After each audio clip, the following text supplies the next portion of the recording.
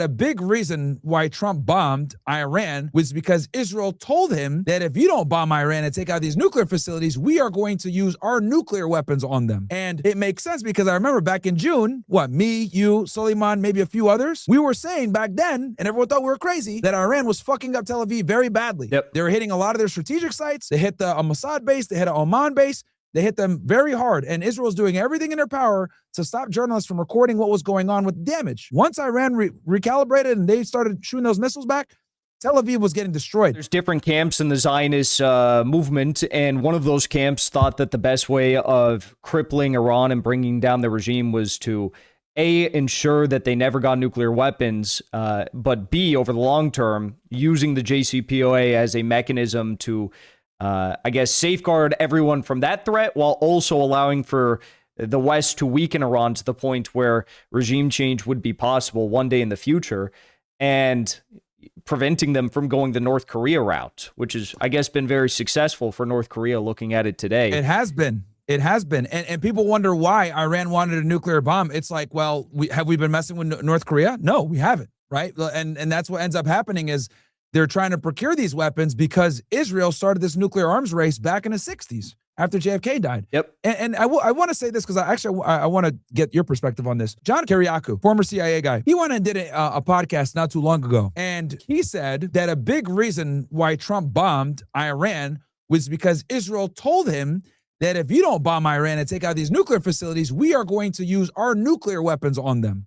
And it makes sense because I remember back in June, me, you, Suleiman, maybe a few others, we were saying back then, and everyone thought we were crazy, that Iran was fucking up Tel Aviv very badly. Yep. They were hitting a lot of their strategic sites. They hit the Mossad base. They hit an Oman base. They hit them very hard. And Israel's doing everything in their power to stop journalists from recording what was going on with damage, right? Then it slowly started leaking out. Oh, yeah, well, they're getting hit a little bit harder than they want. They're begging for the ceasefire.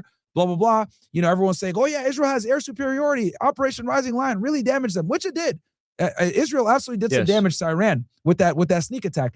However, once Iran recalibrated and they started shooting those missiles back, Tel Aviv was getting destroyed. And then now, with Kiriakou saying that, it makes sense. Because in my head, I was like, you know, this is really stupid that Trump is bombing Iran. This is a ridiculous risk for no reason. But now it's starting to make more sense, because this isn't the first time that the Israelis have used nuclear blackmail. Golda Meir did this back in '73 with Yom Kippur. Oh, the Arabs snuck attack us. We're going to lose. Nixon, you better give us this airlift or else we're going to bomb these Arabs with nuclear bombs. It's like, all right, boom. We don't want a nuclear war. So what are your thoughts on that, man? Because I guess me and you are vindicated again, and Suleiman and everyone else that was saying that Israel is getting pummeled during the war in June. Yeah, well, I think that, first of all, I'll say John Kiriakou, I've never met him, so I can't, fully grasp his character.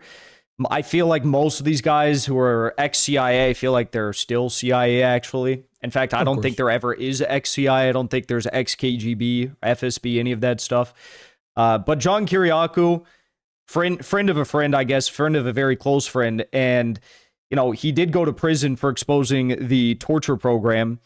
And I think that if there was the closest thing we could get to a truth teller coming out of the CIA and doing these podcast rounds, it would be him.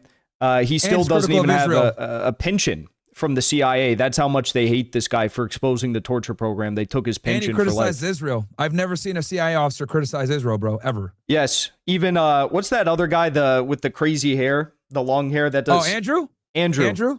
Yeah, that guy got asked about Edward Snowden, and he's like, well, Edward Snowden is a villain, and he started saying all this bullshit. I'm like, well... Maybe still CIA, I don't know, but the Kiriakou, I think he's 100% correct about that, because it just makes sense, right? I mean, you hear that and you say, well, Trump probably understands it's going to hurt him politically to airstrike Iran. He doesn't want to get involved. The base got pissed. Everybody was saying no. Even Bannon was like, well, what are you doing? Like everyone was pissed off, but now it's making sense now, like why he did it. Because the media, right, for those that forgot, like in the mainstream media, all you saw was Israel's winning this war. Iran is getting pummeled. They're getting embarrassed. Like the mainstream media sounded like, oh, like Israel's destroying these guys. So when Trump went ahead and bombed them, people were like, why? What are you doing? But now it's making sense. No, Tel Aviv was getting messed up. Yes. And they threatened a nuclear bomb unless Trump came in. So yes. now it all makes sense. And here's the thing with Curacao. Like, he has no real reason to lie about that because former CIA guy, it's critical of Israel. It kind of makes the president look weak a bit, but we know that the Israelis have no problem with threatening using nuclear weapons. They've done it before. So it vindicated all of us in my eyes, but like no one talked about that. Like, and by the way, this Kiriakou, he's a guy that wants to curry favor with Trump because he still does not have a presidential pardon. So he can't get his pension. So, it's like he wants that, but he's still saying this. And there was an article in the Times of Israel several weeks ago citing anonymous Israeli military officials who said that by the fourth day, and we all remember the first like 24, maybe a little over 24 hours, there was no Iranian response. But by the fourth day of the war, all of the Israeli military brass was going to Netanyahu and saying, we need to end this, and that was before, if memory serves correct, that there was already strikes on the ports, the infrastructure at the ports and some of the air bases. But I don't think Tel Aviv had been hit hard by day 4. Maybe I'm incorrect. I know they hit a Mossad base there, and they hit some other strategic locations. There was one tech building, I forget. No, they did. They did hit Tel Aviv. I'm just saying by the fourth day, I don't know.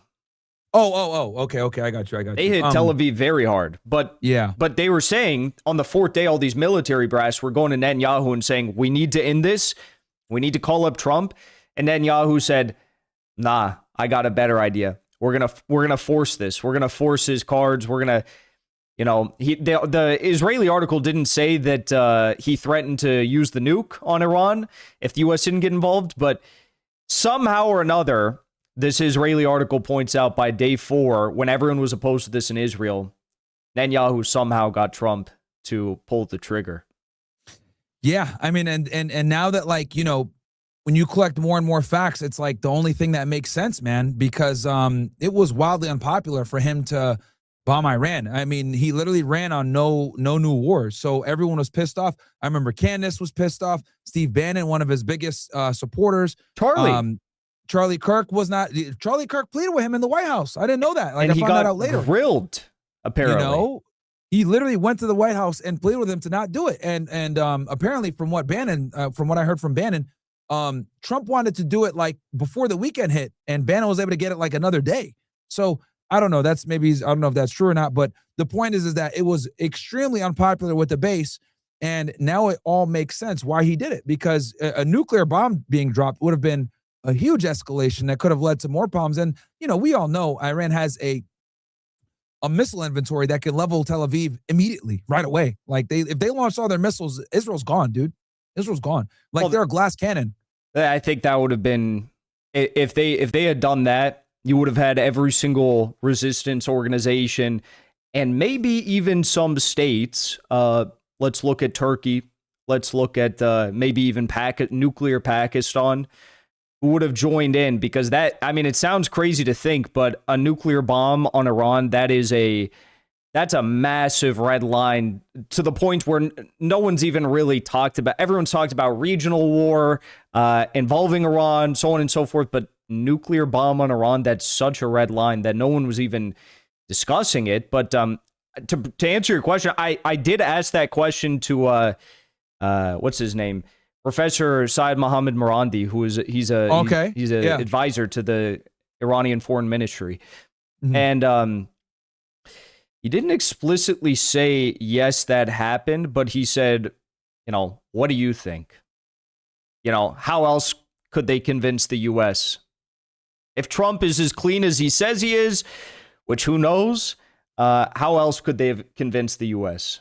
Yeah, that was the last puzzle for me, bro, because I was trying to figure out why did he do that? Like, that was so stupid. It was such a bad move.